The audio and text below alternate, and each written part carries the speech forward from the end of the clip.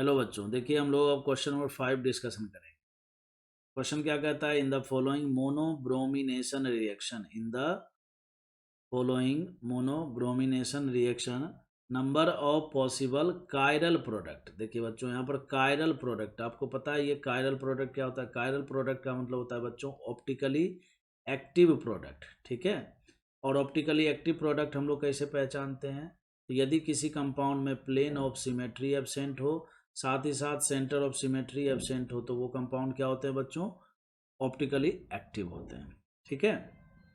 अब यहाँ पर देखिए बच्चों, दिया हुआ है Br2 है और टेम्परेचर हाई रखा गया है। तो आपको पता है कि Br2 को जब हम हाई टेम्परेचर पर हीट करते हैं तो बेसिकली ये क्या होता है? फ्री रेडिकल्स बनाते हैं, ठीक है। जब हम इसको हीट करेंगे Br2 को हाई टेम्परेचर पर, तो ये क्या बनाएगा बच्चों? ये बनाएगा फ्री रेडिकल्स, बोले तो इस तरह का Br डॉट बनाएगा, ठीक है। कुल मिलाकर बात यह है कि फ्री रेडिकल सब्स्टिट्यूशन रिएक्शन होना है। फ्री रेडिकल सब्स्टिट्यूशन रिएक्शन से यहाँ पर जो है मोनोब्रोमिनेशन प्रोडक्ट बनेंगे। तो अब सवाल उठता है, अब आपको पता होगा कि पहले स्टेप में क्या होता है? रेडिकल्स बनते हैं।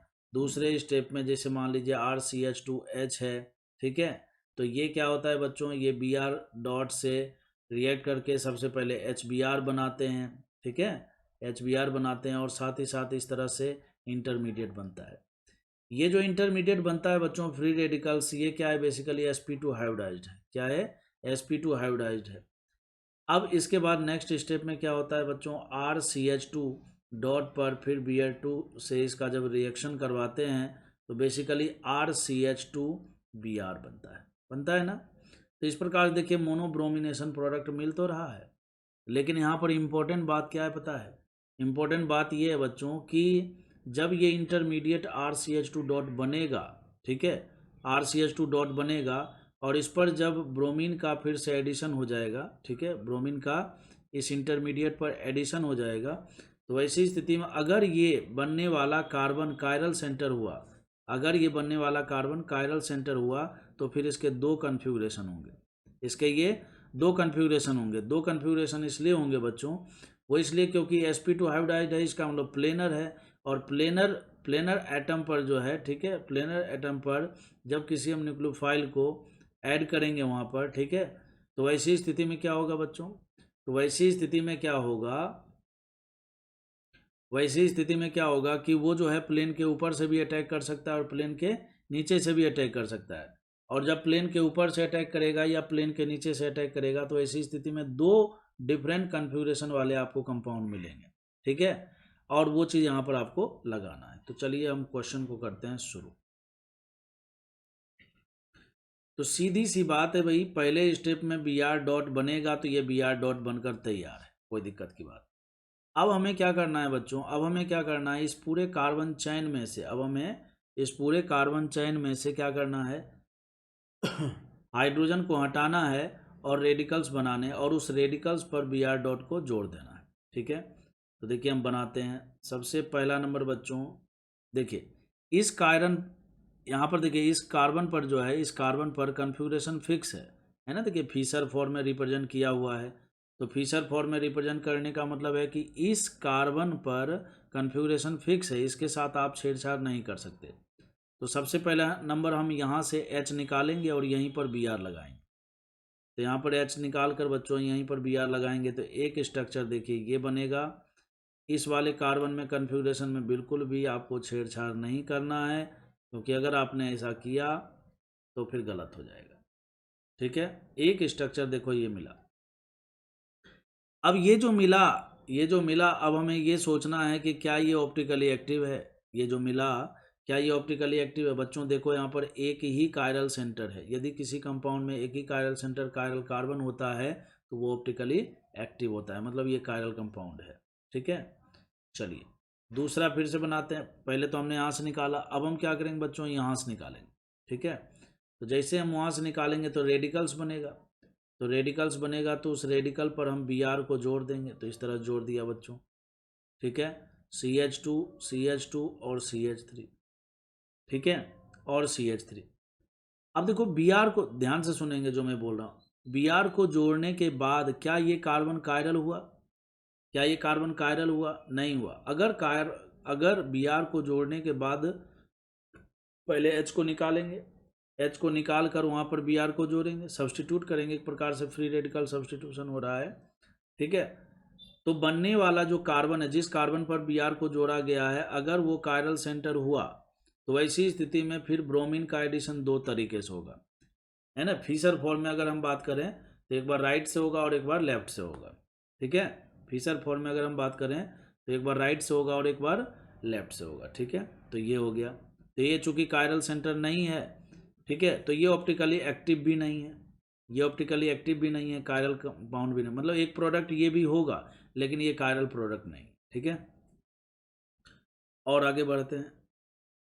तीसरा बच्चों, हम यहाँ से हाइड्रोजन हटाएंगे, यहाँ से हाइड्रोजन हटाएंगे और यहीं पर Br को रिप्लेस करेंगे। तो देखते हैं सबसे पहला नंबर तो देखिए, नीचे में जैसे है वैसे ही आपको बनाना है, नीचे में जैसे है वैसे ही आपको बना देना है। इस वाले कार्बन पर देखो आप ध्यान से, इस वाले कार्बन पर बच्चों, इस वाले कार्बन पर एक तो Br लगा हुआ है, सॉरी एक तो हाइड्रोजन लगा हुआ है ही, ठीक है, एक तो हाइड्रोजन लगा हुआ और एक हाइड्रोजन को हमें Br से रिप्लेस करना है, तो कर दिया। ऊपर में देखो क्या है बच्चों, CH2 है और ये CH3 है। अब हमें ये सोचना है कि जिस कार्बन पर हमने Br को जोड़ा है, जिस कार्बन पर हमने Br को जोड़ा है, जिस कार्बन पर हमने Br को जोड़ा है, क्या वो कार्बन कायरल सेंटर है? तो सवाल उठता है, उसका जवाब है कि हाँ बिल्कुल कायरल सेंटर है ही, ठीक है। और चूंकि ये कायरल सेंटर है तो इसका मतलब ब्रोमीन का जो एडिशन हुआ ये प्लेन के ऊपर से भी हो सकता था, प्लेन के नीचे से भी हो सकता था, ठीक है। और फिशर फॉर्म में इसके दो कन्फिगरेशन होंगे, एक बार ये लेफ्ट में जुड़ेगा और एक बार ये राइट में जुड़ेगा। तो हमें क्या करना है बच्चों, एक और स्ट्रक्चर बनाने हैं, ठीक है, एक और स्ट्रक्चर बनाने हैं इस तरह से। नीचे वाले कार्बन पर तो कन्फिगरेशन में बिल्कुल भी छेड़छाड़ नहीं करना है। इधर हाइड्रोजन ले लिया बच्चों, इधर Br ले लिया, ठीक है, और इधर बच्चों CH2 और इधर CH3 ले लिया, ठीक है। अब गौर से देखो अब तो ये भी ऑप्टिकली एक्टिव है और ये भी ऑप्टिकली एक्टिव है। अब आपके दिमाग में आएगा कि सर यहाँ POS भी तो है, POS नहीं है, ऊपर में देखो इथाइल है, नीचे में मिथाइल है, ठीक है। तो ये हो गया। तो देखो कितने कायरल कंपाउंड अभी तक मिल चुके हैं, एक मिला, ये दो मिल गया और ये तीन मिल गया, है ना। अभी हमने केवल यहाँ तक पहुँचे हैं, अब हम यहाँ पहुँचेंगे, यहाँ पर।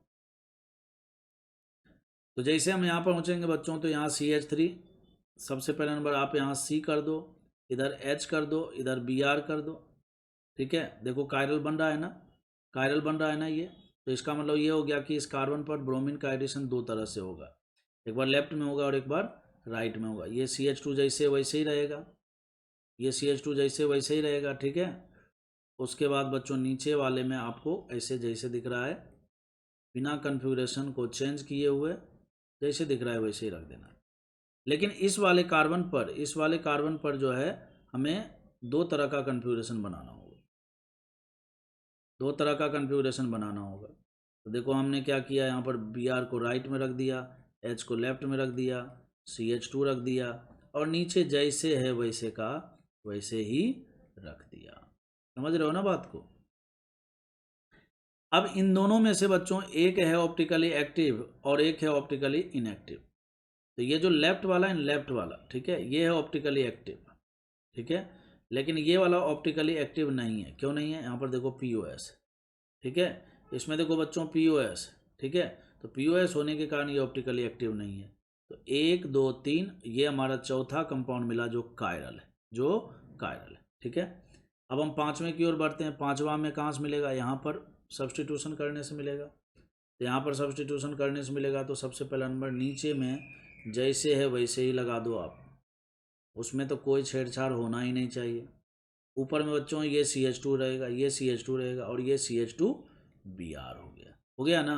तो देखो एक ही कायरल सेंटर है, ये भी एक ही कायरल सेंटर है और चूंकि एक ही कायरल सेंटर है तो ये ऑप्टिकली एक्टिव है, ठीक है। तो ये हमें पांचवा कंपाउंड ऐसा मिला, मोनो ब्रोमिनेशन प्रोडक्ट ऐसा मिला, पांचवा कंपाउंड जो कि ऑप्टिकली एक्टिव है। समझ रहे हो ना बात को।